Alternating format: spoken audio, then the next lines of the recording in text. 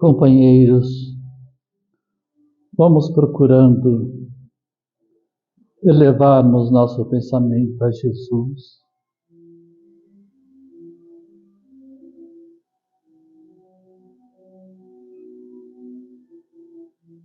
Mentalizando o meigo Rabi da Galileia, com seu olhar tranquilo, olhar sereno,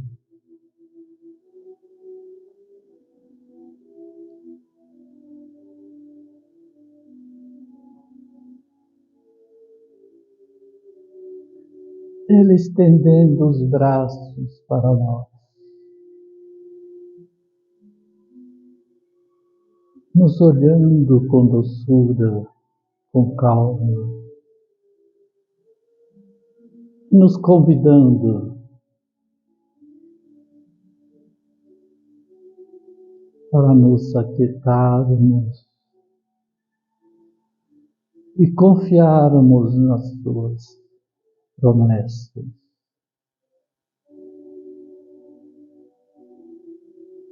E uma delas foi de que o reino dele não é deste mundo e que ele iria prepará-lo para nós.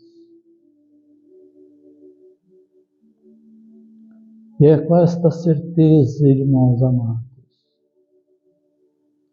que devemos trabalhar a nossa reforma íntima, trabalhar o nosso interior para que possamos melhorar a cada dia mais, para que um dia possamos adentrar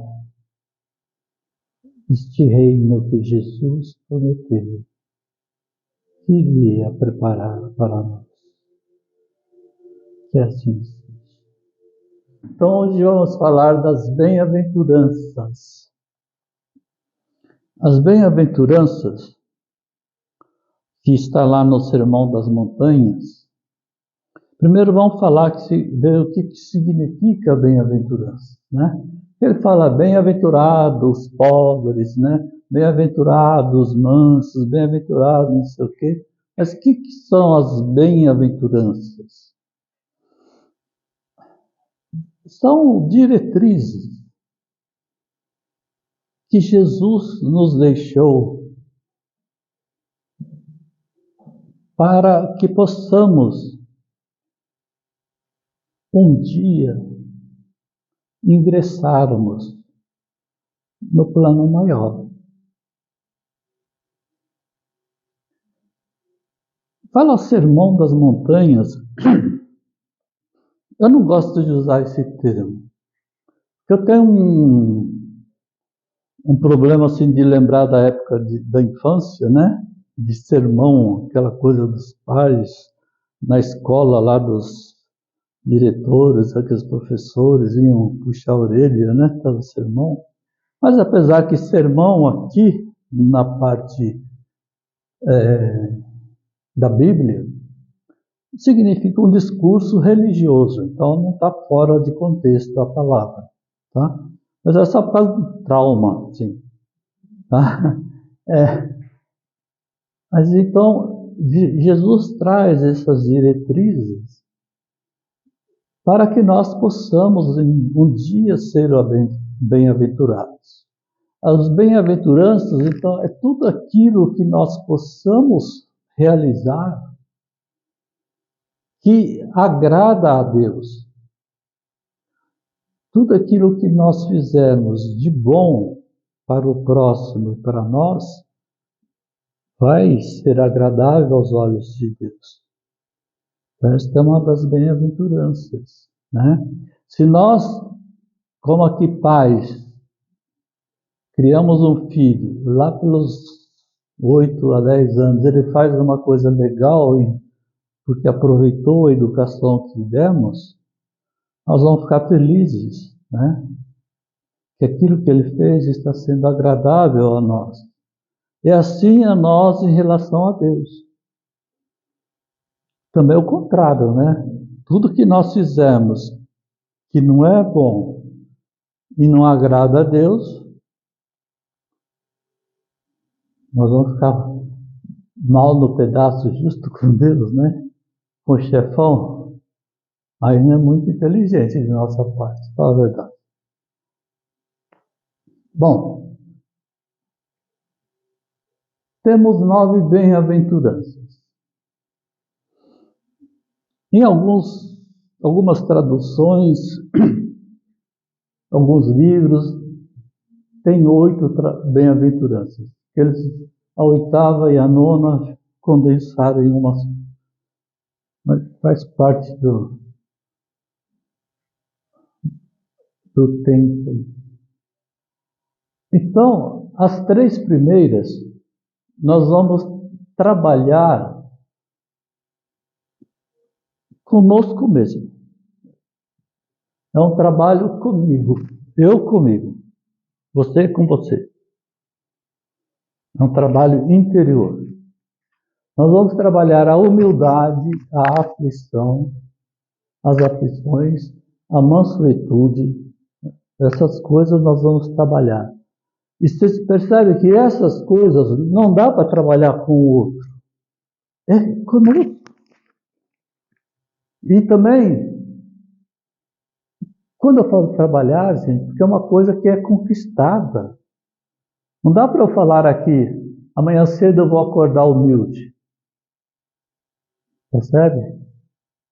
Não tem? Não tem uma receita de bolo. Não tem um remédio, ele vai na farmácia e compra, toma e vira humilde. Né? Então quem é orgulhoso, vaidoso, vai continuar assim. Então é esse trabalho interior, e é um trabalho persistente, que nós precisamos fazer. Fazer nesta encarnação. Não é para outra, não. Porque se fizermos isso, se Deus percebe que estamos deixando de ser orgulhosos, vaidosos, e passamos a ser humildes, estamos nos esforçando para sermos humildes, Ele vê isto de um modo benéfico para nós, Ele fica feliz. Ele fala, opa, aquele ali merece um maisinho, ele está se esforçando. Entendeu? Então é por isso que ele fala, bem-aventurados os pobres em espírito, porque deles é o reino dos céus. Vejam, gente, normalmente nós vamos pegar os livros e que falam ali, pobres em espírito, de espírito, tá? Eu já mudei isso aí. Não foi com autorização, não sei de quem, mas eu mudei. Aí, aqui, ó. Normalmente as Bíblias vêm com de espírito, mas da mesma forma que está aqui, bem-aventurado os aflitos, os pobres em espírito, porque é em humildade, né? Nós temos que ser humildes, temos que ser bondosos. E de espírito é aquele espírito trevoso, né? Se ele fosse um pobre de espírito, aquele espírito perverso. Não é nesse sentido. Mas nós precisamos buscar essas virtudes da humildade. Bem-aventurados os aflitos. Os aflitos aqui, vamos entender, ó. Na época de Jesus, aflitos são aqueles que estão em luto, que estão enlutados, que estão num sentimento de tristeza, que estão passando por dificuldades pela perda de alguém. Então, hoje a gente pode acrescentar, né, os tristes, aqueles que choram, os que estão de luto, continuam, os aflitos, porque estes serão consolados. Mas vejam, qualquer aflito será consolado? Não. Porque não basta estar aflito. precisa morrer de aflição, não é isso. Ele precisa saber passar pelos problemas.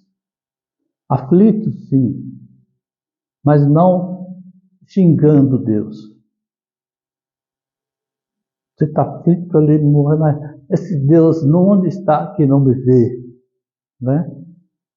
Não, assim não. É confiando em Deus. Estou passando por essa dificuldade, mas sei que estou sendo amparado por Deus. É diferente. Tá? Deus nos ampara sempre. E nós precisamos ter essa consciência de que tudo aquilo que acontece aqui na Terra, Jesus disse que não cai uma folha de uma árvore sem que o Pai saiba. Veja, se não cai uma folha de uma árvore, como pode ocorrer um terremoto que vai matar várias pessoas sem que Deus saiba? E se Deus sabe e permite, ele é perverso? E qual é o nosso conceito de Deus? Que ele é todo bondoso, todo poderoso, todo bondade, todo justiça. Então, se ele sabe que vai morrer várias pessoas, que vai acontecer aquilo, e ele permite, é porque há uma razão. Senão ele não seria tudo isso. E se porque cai um tijolinho no meu dedão, que é bonito, e cai a unha, e eu vou ficar mancando uns dias, eu vou falar que Deus não me protegeu? Não. Eu vou ter a tranquilidade de falar, poxa vida, ainda bem que não perdi o dedão. Vamos cuidar dele, né? Daqui uma semana estou chutando bola outra vez. Tá? É assim que nós fazemos. Porque Deus tem as suas diretrizes de vida. E não pode ficar modificando-as a cada momento. Não seria justo. Para a princesa aqui, ele muda tudo. Para o príncipe, ele já usaria outras leis. Né? Então, tem as diretrizes que são seguidas, elas são imutáveis. Bem-aventurados os que são mansos e pacíficos. Veja, mansos e pacíficos. Gentil, né? Ser dócil. E esses possuirão a terra.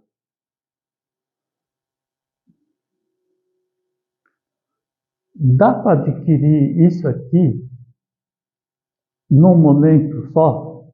Veja, gente, pacífico, vamos mudar para pacificadores, tá? Aqueles que são pacificadores. Modifica um pouco o significado, né? Porque essas palavras muito curtinhas aqui, eu acho que o que a gente recebeu na Bíblia é muito pobre em relação ao que Jesus falou. A linguagem, a escrita é muito pobre. Porque se nós pegamos uma linguagem mais atual, como a Boa Nova, é uma mensagem que fala de Jesus com a doçura, falando com doçura, de um olhar meigo, de que as pessoas se aproximavam dele, assim, e ele amparava todos com carinho. O olhar dele atrair as pessoas, né? É uma coisa amável, é doce. Mas a igreja modificou tudo, mostrava para nós uma cruz com uma estátua lá cheia de espinhos, né? Uma coisa feia lá, e tudo dor, paixão, não sei o quê. Mas Jesus não foi isso. Portanto, quando nós vamos orar e vamos mentalizar Jesus, não mentalize Jesus na cruz. Aquele Jesus está morto. Vamos mentalizar Jesus bonitão, com os cabelos longos, aquele olhar tranquilo, suave, estendendo a mão, dizendo: deixai vir a mim as criancinhas. É este Jesus que nos ajudará. Que são coisas boas, são sentimentos alegres, e é isso que nós precisamos, de coisas boas, agradáveis. Então, os pacificadores são aqueles que, numa situação qualquer, ele não vai acender um fósforo para pegar fogo, ou se já está pegando fogo, jogar mais papel ou mais gasolina para pegar mais fogo. O pacificador é aquele que vai levar a calma, a tranquilidade. Ele vai procurar serenar o ambiente. Haja o que houver, esteja onde estiver. Então esse vai possuir a terra. Percebe?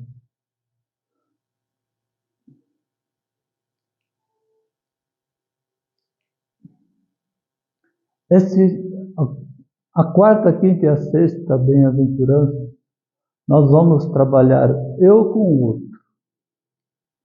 Trabalhar as minhas relações com o outro, com meu irmão. Não sei qual que é mais difícil, o que vocês acham? Trabalhar as primeiras, que é só interiormente, é uma coisa íntima, ou trabalhar alguma coisa que é relacionada com o outro? Você acha que com o outro? Aí, quem dá mais? Quem dá mais? Com a gente? Você acha que é mais difícil? A gente conhece, às vezes, a gente tem medo de reconhecer a nossa falha e os nossos defeitos. Bem-aventurados os que têm fome e os que têm sede de justiça, porque eles serão saciados. Os que têm fome e que têm sede de justiça. Aqueles que vão querer praticar a justiça. Porque nós vamos ver nossos irmãos sendo injustiçados. E normalmente, quando nós vemos o outro passando pela fome, pela justiça, por uma situação difícil, se nós ainda não estivermos com esse espírito de cristão, de humanidade, não vamos pensar que isso não vai chegar em mim. Ele está com esse problema, ele vai achar o caminho certo, né, para resolver seus problemas. Né? Tem os caminhos competentes para a justiça, para não sei o que. Então, esse que faz alguma coisa, esse bem-aventurado que trabalha para que isso seja corrigido, ou seja amenizado, eles serão saciados. Porque da mesma forma que nós trabalhamos para fazer para o próximo, Deus está olhando e fará por nós. Percebem? Então é uma troca a todo instante. E vejam que a troca é com Deus. Então não tem perigo de sermos enganados, ludibriados. Porque nós estamos falando com Deus. Percebem? E é isso que essa concepção que nós fazemos de Deus é muito importante e não pode ser esquecida. Se nós estamos com a concepção de que Deus é onipresente, que tudo Ele vê, inclusive os pensamentos, eu não posso pensar que eu queria bater nele. Ou esse cara é egoísta, esse cara é vaidoso, ele não sei o quê. Deus está vendo. Ou eu já esqueci que Deus é onipresente. Certo? Eu não posso na feira pegar uma laranja. É que agora já vem a bacia, né? Na época que eu ia na feira, a gente contava lá uma dúzia e punha no saquinho. Aí tinha gente que a dúzia tinha 13, outra dúzia tinha 14. Era um problema, né? Nunca vi alguém pôr a dúzia com 11. Sério mesmo. Bem-aventurados os misericordiosos, porque eles receberão misericórdia. A misericórdia consiste no esquecimento e no perdão das ofensas. Aqui eu lembrei do Pai Nosso. Perdão das ofensas. Tem gente que ainda reza. Você reza o Pai Nosso ainda, não?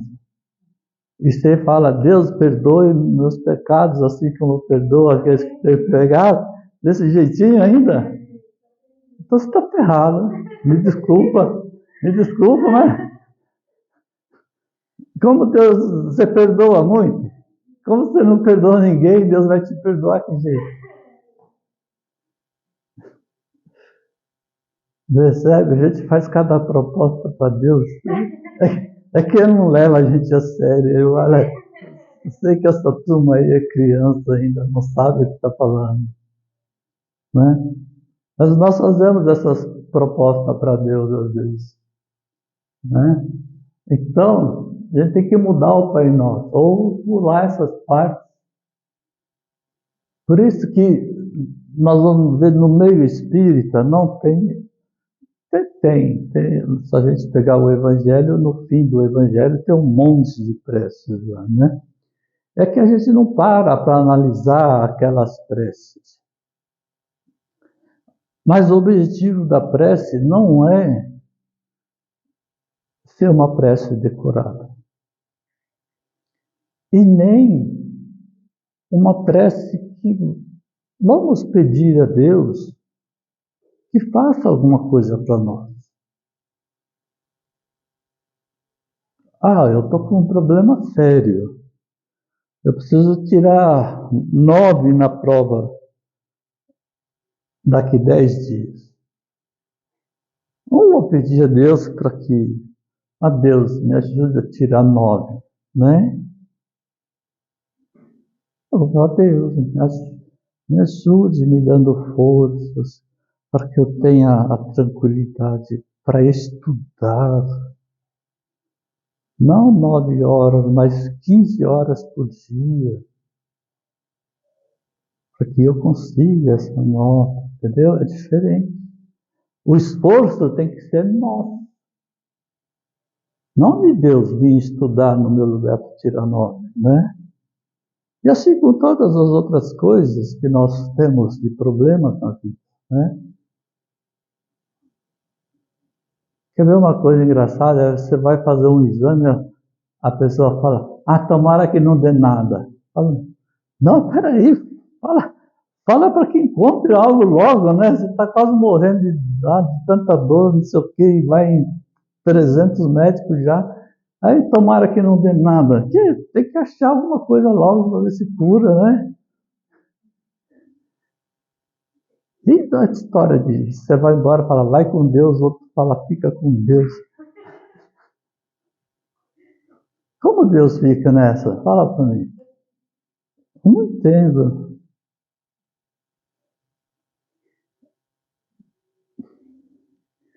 Bem-aventurados sois vós, quando vos injuriarem, e perseguirem, e mentindo disserem todo mal contra vós, por causa de Jesus. Não sei se no meio espírita acontecem essas coisas. Mas ele está falando daquele que, veja, já passamos pelas 3 primeiras, que foi aquela parte da interior. Estamos terminando essas outras 3, que é a parte do relacionamento, né? Isso aqui a gente está fazendo em meia hora, né, gente? Mas nós vamos demorar uns 30 anos para fazer, né? Aí o que vai acontecer? Tem aqueles invejosos, porque o invejoso é assim, né? Ele não consegue uma coisa, então ele quer te derrubar para você não conseguir também. Então ele usa a maledicência, ele usa a fofoca, ele usa um monte de artifícios para ver se tira você desse caminho. Então o que ele está falando aqui? Aqueles sois bem-aventurados sois vós quando vos injuriarem, perseguirem, usando da mentira para o quê? Fazer todo o mal contra vós. Entendeu? É o preço que a gente vai pagar. Tudo tem seu preço. Entendeu? Nós vamos trabalhar não é para ficar bem com os que estão aqui na Terra. É para ficarmos bem com Deus. Isso é importante. O que vão falar, não importa. Porque falar mal faz parte, né?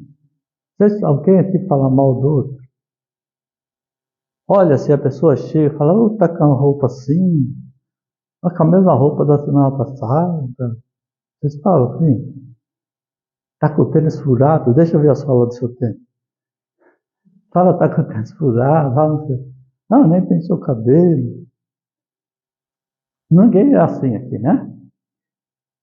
Então, mas nós vamos fazer para Deus. Não importa como são as pessoas, o que elas vão falar de nós. Mas nós temos que ter em mente, Deus é o meu Pai. Isso é que não podemos esquecer. Nunca estaremos sozinhos. Nunca estaremos desamparados. Bom, aqui, trabalhar eu com o cristianismo, quer dizer, com a causa. Então, tudo que nós vamos fazer é para sermos cristãos, para que possamos estar com Deus. Para nos tornarmos um verdadeiro cristão, precisamos passar pelas 6 primeiras bem-aventuranças. Olha que interessante.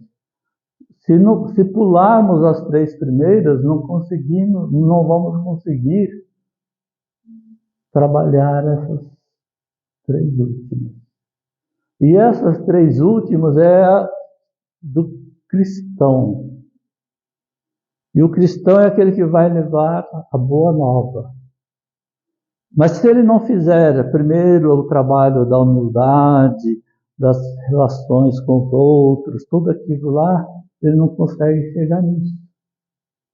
Porque como ele vai falar de uma coisa que ele não pratica? Não vai conseguir convencer ninguém. Então, bem-aventurados são aqueles que são mansos e pacificadores, porque eles serão chamados filhos de Deus. Bem-aventurados os perseguidos por causa da justiça, porque deles é o reino dos céus. E bem-aventurados sois vós, quando vos injuriarem e perseguirem, mentindo, disserem todo mal contra vós, por causa de mim. Gente, é isso que eu queria dizer para vocês sobre as bem-aventuranças. Que nós possamos trabalhar nesse processo de crescimento espiritual. Lembrando o que são essas bem-aventuranças. Lembrando que Deus é um só e tem só uma característica, é que ele não é mutável. As leis dele valem para todo mundo. Então não vamos olhar para o nosso vizinho e achar que ele está sendo beneficiado por Deus só porque ele está num momento de super felicidade. O Instagram é uma coisa que precisava acabar, né? A gente vê no Instagram só gente dando risada, assim, tirando selfie, né? Ninguém põe assim uma foto de um restaurante com uma mesa sem comida, né? Esse pratão, assim, todo mundo maquiado e tira selfie, né? Mas assim, você já viu tirar uma... Vamos fazer uma selfie nós dois? Uma roupa toda suja, pintando uma casa assim, tudo. Será que vai ter quantos seguidores? Não? É que eu não sei o que a turma, né? Parece que não, é outro mundo. Então, essas coisas nos iludem, né? E as pessoas gostam de viver iludidas. Eu acho que tem pessoas que fazem isso sim. Qualquer coisa, vamos tirar aqui, já pega, já vive com o negócio já pronto para tirar foto, assim, está pronto já. E para postar, né? E aí, se a gente está passando por uma situação difícil, a gente fica olhando essas coisas e acaba acreditando que Deus é injusto. Mas tudo tem o seu momento. A nossa vida também é de altos e baixos. Nós temos momentos que vamos estar por uma fase tranquila. E depois vamos ter momentos de fase difícil. Mas o importante é nós sabermos que quando nós estamos na fase tranquila, é uma pausa que Deus dá para nós, para que nós aproveitemos essa pausa de tranquilidade, não para nós esquecermos de Deus e sairmos para a balada, mas é o momento para aproveitarmos esta pausa, para adquirirmos forças, como uma represa que, quando fecha as comportas, a água vai subindo, e conforme mais sobe o nível da água represada, mais será a força da água nas turbinas. Então, nesse momento, é o momento de aumentarmos a nossa força através do Evangelho, através das boas condutas, para que depois, quando viermos passar por novos momentos de dificuldades, possamos estar mais equilibrados, com mais sustentação e podermos ultrapassá-los de uma forma mais suave, mais tranquila, confiantes sempre. em Deus, nosso Pai Todo-Poderoso. Que assim seja. Obrigado, companheiros.